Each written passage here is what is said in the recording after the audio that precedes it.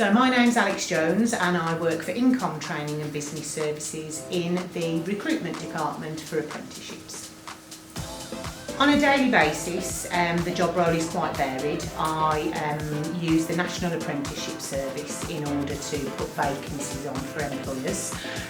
We get those from our business advisors. We submit the adverts for various vacancies in engineering, multitude of engineering apprenticeships, business admin, customer service, warehousing and storage, for instance. And then we check for suitable applicants and we filter them down to make sure that they've met the company's strict requirements, and then we offer them a virtual interview.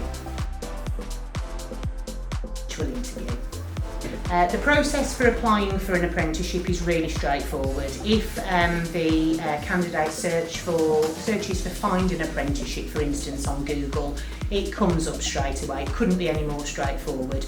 They click on the link, it's the gov.uk website, and that will bring them to a home page. They make a user account, straightforward.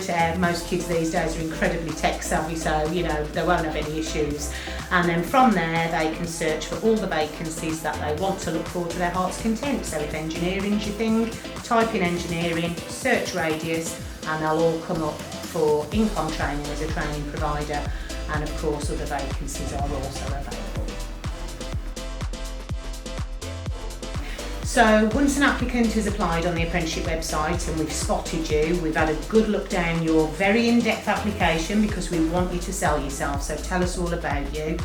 If you've met the academic criteria, the skill set that the company are looking for, we will invite you in for an interview and we will try and get hold of you by hook or by crook. We will phone you in the first instance. If we can't get hold of you, we'll leave a voicemail. If you haven't got a voicemail, we'll email you, and we'll also text you because we're quite modern these days, so we'll also text you too.